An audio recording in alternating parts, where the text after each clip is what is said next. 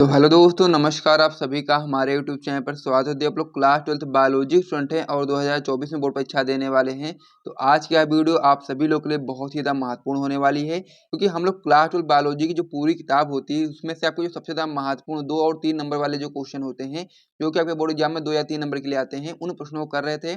और इस सीरीज में अभी तक हम लोगों ने पार्ट नंबर 4 तक देख लिया था। आज का वीडियो का पार्ट नंबर 5 होने वाला है। तो पार्ट नंबर 5 आप लोगों के लिए बहुत ही ज़्यादा महत्वपूर्ण होने वाला है, क्योंकि इसमें हम लोग बहुत सारे महत्वपूर्ण प्रश्नों को करने वाले हैं, जो कि आपके बोर्ड एग्जाम 2024 के लिए बहुत ही महत्वपूर्ण है। तो इसीलिए आप लोग वीडियो को ध्यान से देखिएगा, और साथ में यदि आपको वीडियो पसंद आएगी तो वीडियो को लाइक और चैनल को सब्सक्राइब भी कर दीजिएगा। अब इसी प्रकार से हमारे यूट्यूब चैनल पर क्लास 12 बायोलॉजी के जितने भी आपके महत्वपूर्ण दीर्घ उत्तरीय प्रश्न होते हैं, जितने भी आपके महत्वपूर्ण बहुविकल्पीय प्रश्न होते हैं, जितने भी आपके महत्वपूर्ण लघु उत्तरीय या फिर अति लघु उत्तरीय प्रश्न होते हैं, उन सभी प्रश्नों की सीरीज को करवाया जा रहा है। तो इसीलिए आप लोग डिस्क्रिप्शन बॉक्स में जा करके सभी प्रश्नों की सीरीज को अच्छे तरह से फॉलो कर सकते हैं।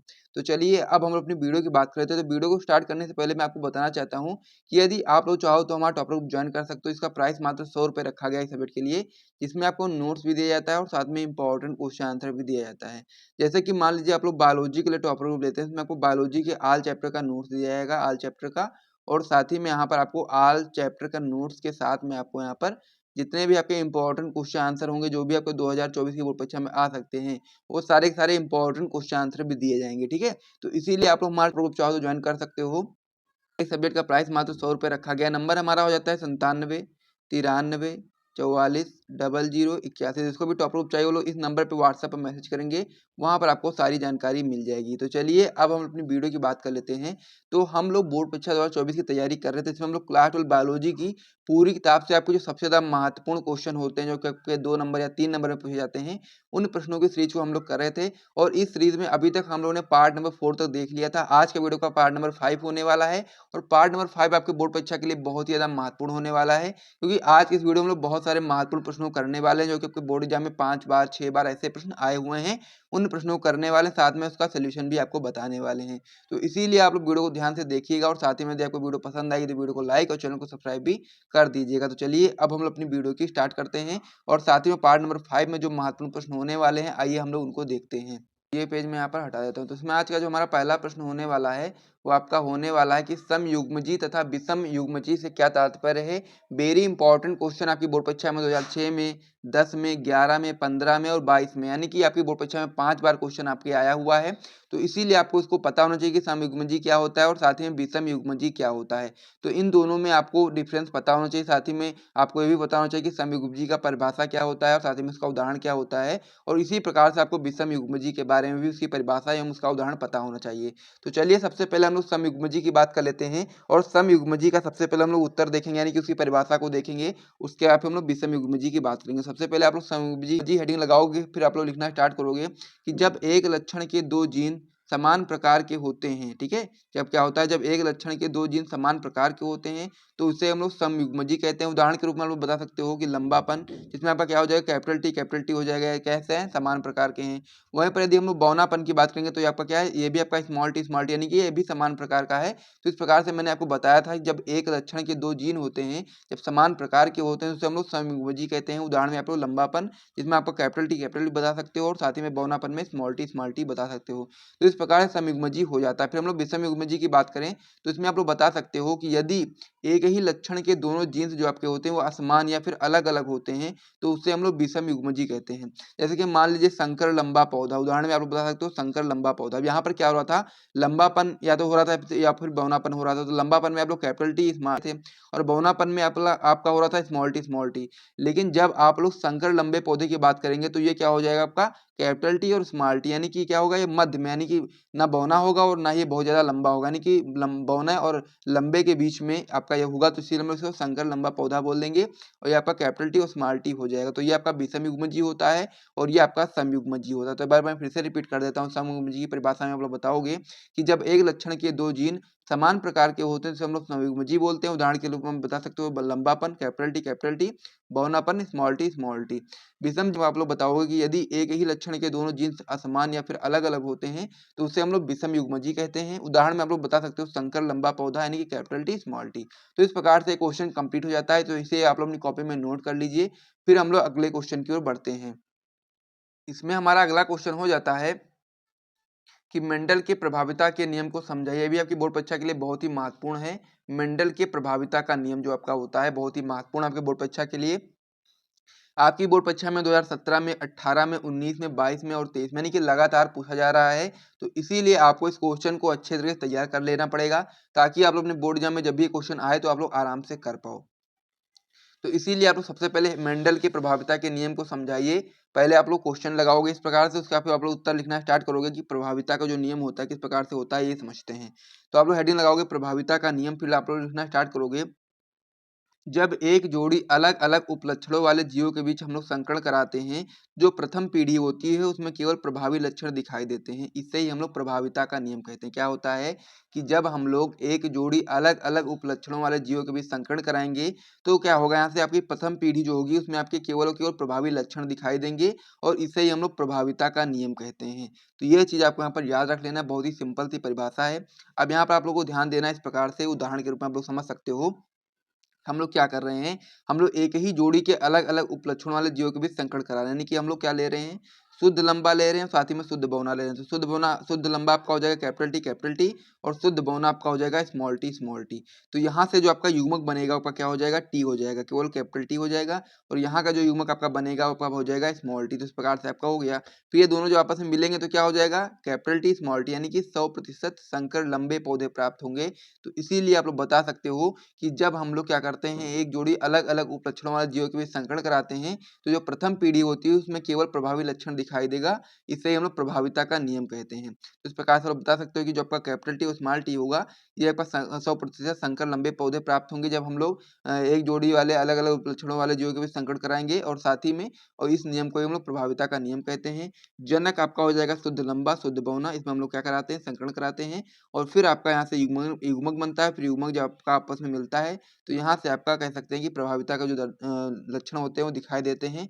तो इसीलिए आप बता सकते हो कि ये आपका प्रभाविता का नियम होता है। और यदि आपसे क्वेश्चन पूछा जाए तो आपको यहाँ पर सबसे पहले परिभाषा को बता देना है, उसके बाद में फिर आपको ये भी लिख करके बता देना, इस प्रकार से ग्राफ बना देना है, इस प्रकार से आपको समझा देना है लिख करके, ताकि आपको पूरे पूरे मार्क्स मिल जाएं। ठीक है, तो आप लोग समझ गए होंगे पूरी चीज़ों को, तो इसे आप लोग कॉपी में नोट कर लीजिए। फिर हम लोग अगले पेज पे बढ़ते हैं और अगले प्रश्नों को देखते हैं। सारे प्रश्न जो मैंने अभी तक आपको बताए हैं, सभी आपके बोर्ड परीक्षा के लिए बहुत ही महत्वपूर्ण है, तो इसे आप लोग जल्दी से नोट कर लीजिए। फिर हम लोग आगे बढ़ते हैं। अब इसमें हमारा अगला क्वेश्चन होने वाला है कि आनुवांशिक रोग क्या है। डाउन सिंड्रोम यानी कि मंगोली जड़ता वाले व्यक्ति में गुणसूत्र की संख्या कितनी होती है और उससे क्या लक्षण होते हैं। अभी आपकी बोर्ड परीक्षा में 2006 में, 7 में, 10 में, 11 में, 15 में, यानी कि 5 बार पूछा गया है। क्वेश्चन आपका हो जाता है कि आनुवांशिक रोग क्या है। सबसे पहले हम लोग को उस चीज को बताना है, फिर हम लोग को डाउन सिंड्रोम यानी कि मंगोली जड़ता वाले व्यक्ति में गुणसूत्र की संख्या कितनी होती है उसको बताना है। उसके बाद फिर जिस भी व्यक्ति को मंगोली जड़ता यानी कि डाउन सिंड्रोम हो जाता है, उसमें कौन से लक्षण दिखाई देते हैं उसके बारे में भी हम लोग को बताना है।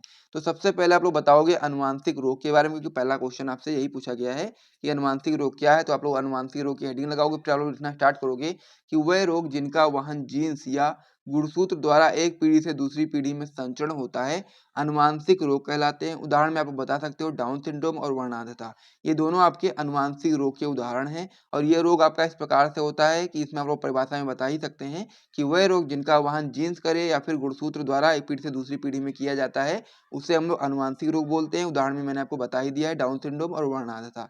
फिर आगे हमसे पूछा गया था इसमें कि डाउन सिंड्रोम वाले व्यक्ति में गुणसूत्र की संख्या कितनी होती है।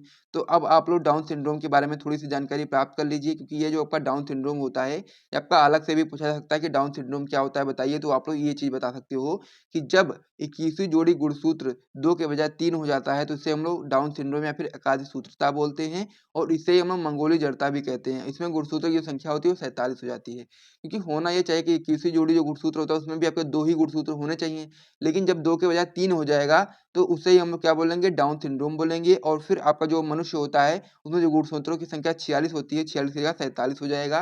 तो इसीलिए आप लोग बता सकते हो कि डाउन सिंड्रोम जो आपका होता है उसमें जो गुणसूत्रों की संख्या होती है आपकी 47 होती है। इस प्रकार से डाउन सिंड्रोम के बारे में भी आपको जानकारी मिल गई है। अब हम लोग बात कर लेते हैं कि जिस भी व्यक्ति को डाउन सिंड्रोम हो जाता है उसमें कौन-कौन से लक्षण दिखाई देते हैं। तो लक्षण में आप लोग बता सकते हो कि इनकी जो गर्दन होती है वो मोटी हो जाती है, त्वचा खुरदरी हो जाती है, जीभ मोटी हो जाती है, आदि प्रकार के लक्षण दिखाई देते हैं और वहीं पर इनकी 16 से 17 वर्ष की आयु में ही मृत्यु हो जाती है। तो इस प्रकार से ये वाला क्वेश्चन भी कंप्लीट हो गया है, तो इसे भी आप लोग अपनी कॉपी में नोट कर लीजिए। महत्वपूर्ण क्वेश्चन है, तो इसे आप लोग जल्दी से अपनी कॉपी में नोट करेंगे, फिर हम लोग अगले क्वेश्चन की ओर बढ़ेंगे।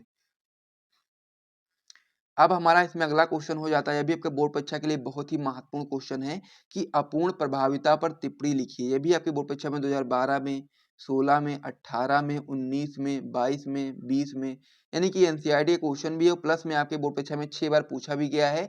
तो इसीलिए क्वेश्चन आपकी बोर्ड परीक्षा के लिए बहुत ही महत्वपूर्ण है, तो इसे तो आपको बिल्कुल भी मिस नहीं करना है। तो हम लोग को यहाँ पर अपूर्ण प्रभाविता के बारे में पूरी जानकारी देनी, किस प्रकार से अपूर्ण प्रभाविता होता है। तो आप लोग बताओगे सबसे पहले कि अपूर्ण जो प्रभाविता होती है, अपूर्ण प्रभाविता, इसकी खोज की थी कार्ल कारेंस नामक वैज्ञानिक ने गुलाबासी पौधों में की थी। यानी कि जो अपूर्ण प्रभाविता होती है, इसकी खोज कार्ल कारेंस ने गुलाबासी के पौधों में किया था। तो इसलिए आप लोग ये चीज़ यहाँ पर याद रखोगे कि यदि आपसे कोई पूछ ले कि अपूर्ण प्रभाविता की खोज किसने की थी और किसमें की थी, तो आप लोग बता सकते हो कि अपूर्ण प्रभाविता की खोज कार्ल कारेंस ने की थी और गुलाबास के पौधे में की थी। तो अब हम लोग क्या बात करेंगे, अब हम लोग अपूर्ण प्रभाविता की टिप्पणी के बारे में बात करेंगे, यानी कि उसकी परिभाषा के बारे में बात करेंगे।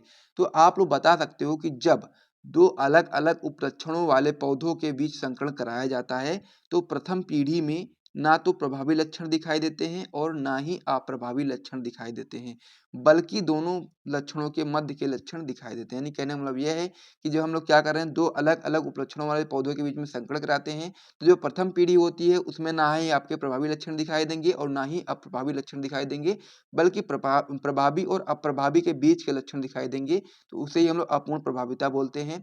यहाँ पर आप लोग उदाहरण के माध्यम से समझ भी सकते हैं कि जैसा कि मान लीजिए आप लोगों ने दो अलग-अलग उपलक्षणों वाले पौधों को लिया है, यहाँ पर जैसे कि मान लीजिए लाल पुष्प लिया है और सफेद पुष्प लिया है। तो इन दोनों के बीच में जब हम लोग संकरण कराएँगे तो क्या चीज़ें प्राप्त होंगी, उसे हम लोग को समझना है। लाल पुष्प को हम लोग कैपिटल आर से प्रदर्शित करेंगे और आपका जो यानी कि जो सफेद पुष्प है इसको हम लोग स्मॉल आर से प्रदर्शित करेंगे। तो यहाँ पे जो आपका लाल पुष्प है, यहाँ से आपका युग्म निकल कर के आएगा कैपिटल आर और जो आपका सफ़ेद पुष्प है, यहाँ से आपका युग्म निकल कर के आएगा स्मॉल आर। तो ये दोनों जो आपस में मिलेंगे आपके, तो कैपिटल आर और स्मॉल आर यहाँ से आपका बन जाएगा संतान, जो कि आपकी 100% गुलाबी पुष्प होगी। यानी कि ना ही वो आपकी पुष्प जो आपकी होगी, वह ना ही लाल होगी और ना ही वह सफ़ेद होगी, बल्कि वो दोनों के मध्य में होगी, यानी कि गुलाबी होगी। तो इसलिए आप बता सकते हो कि जो आपकी F1 पीढ़ी होगी, उसमें जो संतान प्राप्त होगी, वो आपकी कैसी होगी? गुलाबी पुष्प होगा। इस प्रकार से आप लोग समझ गए। फिर हम लोग क्या करेंगे, जब हम लोग इसको और इसी के साथ एक और लेकर के आते हैं, फिर दोनों को हम लोग जब संकरण कराएँगे तो फिर क्या होगा उसे भी आइए समझ लेते हैं। यानी कि जब हम लोग क्या करेंगे, 100% जो गुलाबी पुष्प है इनका हम लोग इन्हीं के साथ में स्वसंकरण कराएँगे इस प्रकार से कि कैपिटल आर, स्मॉल आर संकरण कराएँगे हम लोग कैपिटल आर और स्मॉल आर से। तो क्या होगा, यहाँ से आपका युग्मन निकल कर के आएगा कैपिटल आर और यहाँ से आपका युग्मन निकलेगा स्मॉल आर और वही सेम चीज़ यहाँ से भी निकल कर के आएगी कैपिटल आर और स्मॉल आर। तो इसका जब हम लोग खाना बना करके निकालेंगे, तो इस प्रकार से आपका हो जाएगा कैपिटल आर ऊपर लिखोगे आप लोग, स्मॉल आर लिखोगे, फिर नीचे आप लोग कैपिटल और स्मॉल आर लिखोगे, फिर आप लोग जो इसका इससे कराओगे तो आपका हो जाएगा कैपिटल आर और जब आपका कैपिटल आर का स्मॉल आर से कराओगे तो आपका हो जाएगा कैपिटल आर स्मॉल आर और जब आप लोग क्या करोगे, स्मॉल आर को कैपिटल आर से कराओगे तो आपका हो जाएगा कैपिटल आर स्मॉल आर और जब आप लोग स्मॉल आर का स्मॉल आर से कराओगे तो आपका हो जाएगा स्मॉल आर स्मॉल आर। यानी यहाँ पर जब आप लोग अनुपात की बात करेंगे तो यहाँ से आप लोग देखोगे तो यहाँ पर एक जो पुष्प प्राप्त होगा आपका होगा लाल पुष्प और एक आपका होगा सफेद पुष्प। बाकी जो 2 पुष्प प्राप्त होंगे आपको कैसे होंगे, गुलाबी पुष्प। यानी कि फिनोटाइप और जीनोटाइप रेशियो आपका हो जाएगा 1:2 और रेशियो 1 और आपका जीनोटाइप रेशियो हो जाएगा 1:2 रेशियो 1। तो इस प्रकार से आपका अपूर्ण प्रभाविता के बारे में पूर्ण जानकारी मैंने आपको समझा दी है। तो इसे भी आप अपनी कॉपी में नोट कर लीजिए। साथ ही में यदि आपको यहाँ तक वीडियो पसंद आया है, तो वीडियो को एक बार छोटा-सा लाइक कर दीजिए। फिर हम लोग वीडियो को समाप्त करते हैं। मिलते हैं वीडियो में, तब तक के लिए जय हिंद।